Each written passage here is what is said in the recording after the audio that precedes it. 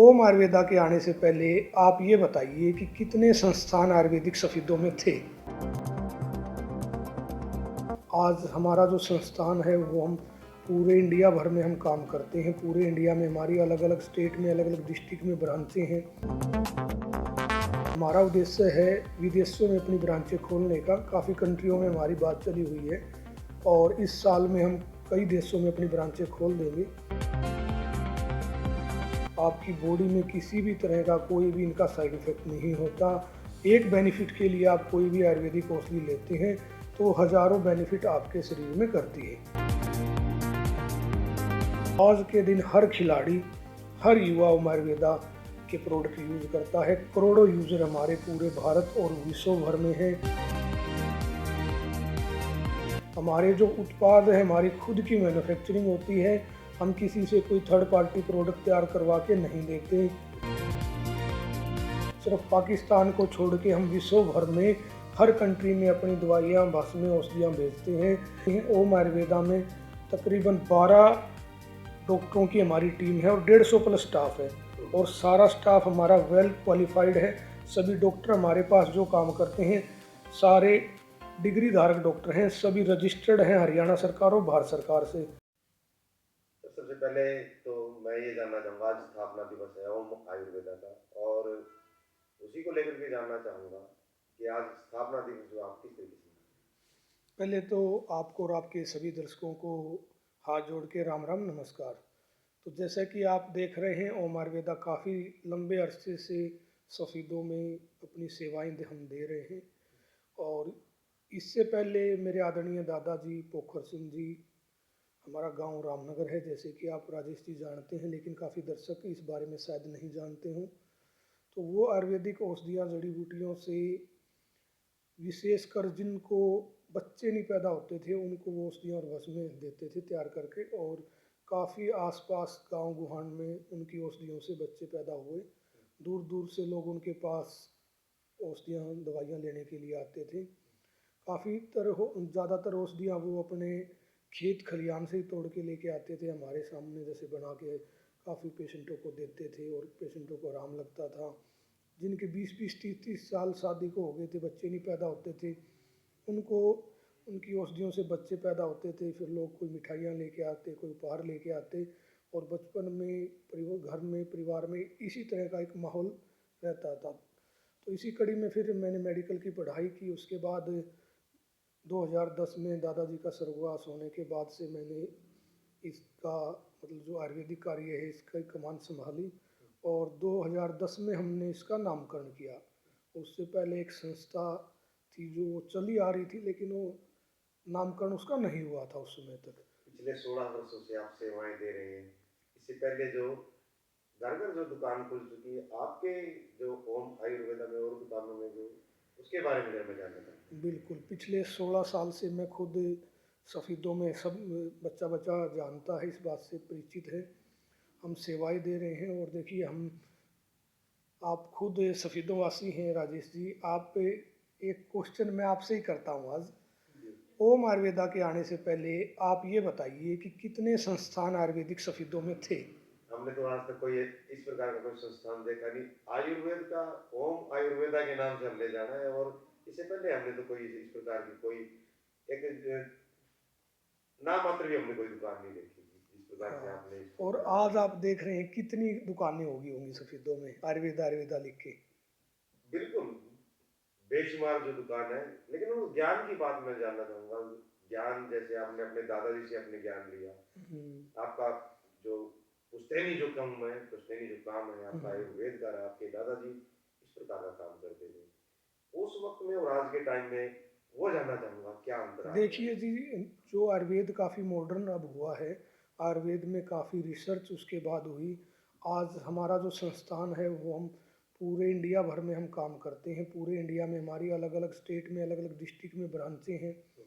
अभी हम हमारा उद्देश्य है विदेशों में अपनी ब्रांचें खोलने का। काफ़ी कंट्रियों में हमारी बात चली हुई है और इस साल में हम कई देशों में अपनी ब्रांचें खोल देंगे। और जैसे आपके दर्शक भी जानते होंगे काफ़ी, और आपको ही पता है हमारी अलग अलग डिस्ट्रिक्ट में हरियाणा में काफ़ी डिस्ट्रिक्ट में ब्रांचें खुल चुकी हैं जो कहाँ कहाँ मैं रनिंग। भी जानना चाहूँगा, कहाँ कहाँ आपकी जो ब्रांच है अभी तक खुल चुकी है? गोहाना है, फरीदाबाद है, कैथल है, फतेहाबाद है, हिसार है, झुंझुनू राजस्थान में है, अभी एक मूनक पंजाब में हमारी ब्रांच जल्दी ओपन हो जाएगी।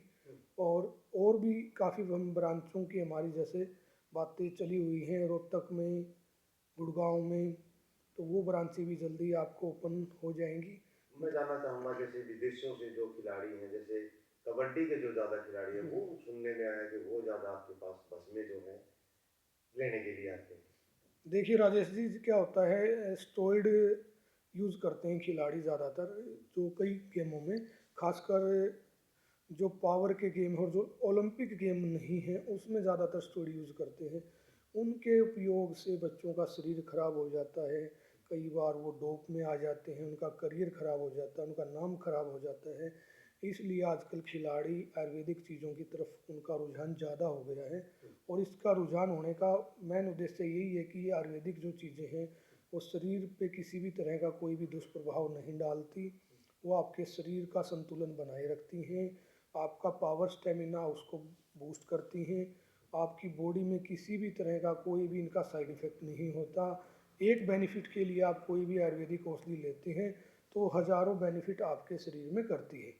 डॉक्टर, जानना चाहूँगा आचार्य जी, जैसे कि जो बुजुर्ग आदमी हैं उनके घुटनों में जो है कट कट की आवाज़ आना शुरू हो जाती है, जोड़ों में जो है, क्योंकि सर्दी ज़्यादा है और सर्दी में इस प्रकार की जो है बीमारियां बुजुर्ग और जो नौजवान हैं उनको जकड़ लेती है, जैसे ठंड के कारण। तो वो भी मैं जानना चाहूँगा, कौन खिलाड़ी जो है आपके पास है अभी तक से जो दवाइयाँ जो है वो ले चुका है, बस में जो है वो? देखिए आज के दिन एक खिलाड़ी का नाम लूंगा तो दूसरा बुरा मान जाएगा। कोई भी ऐसा प्लेयर आप बता दीजिए, खुद ही किसी भी प्लेयर का नाम लीजिए जो ओलंपिक खेला हो और ओम आयुर्वेदा से ना जुड़ा हो।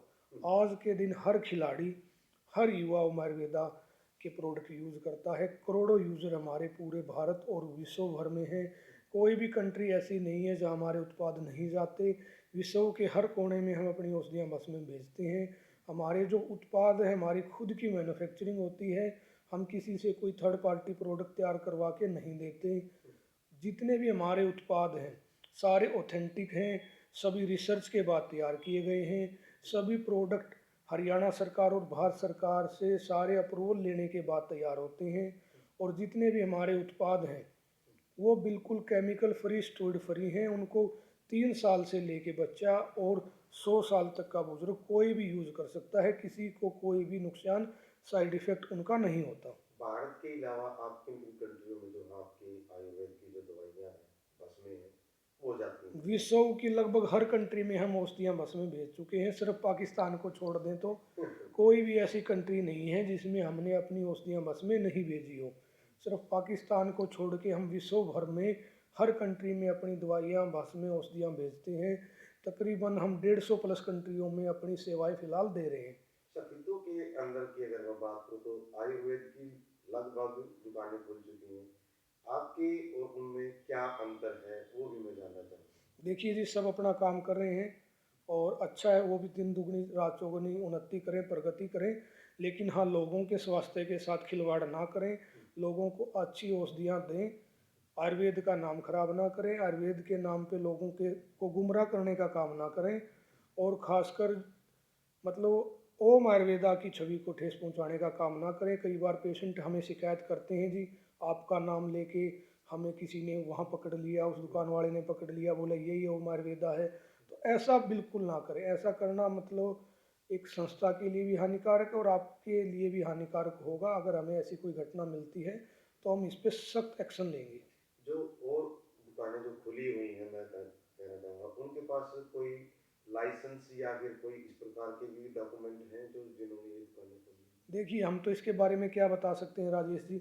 आप जैसे पत्रकार हैं वो जाके उनके लाइसेंस या अथॉरिटियां हैं हमारी वो चेक कर सकती हैं। ओम आयुर्वेदा में तकरीबन 12 डॉक्टरों की हमारी टीम है और 150 प्लस स्टाफ है।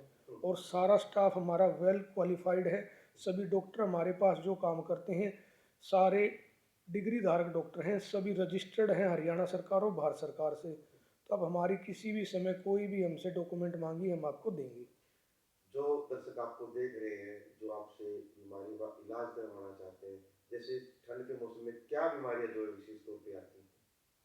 ठंड के मौसम में सबसे ज़्यादा तो श्वास संबंधी बीमारियां आती हैं, जॉइंट्स में बड़ी दिक्कत होती है, जिनको गठिया होता है उनको भी ज़्यादा परेशानी का सामना करना पड़ता है।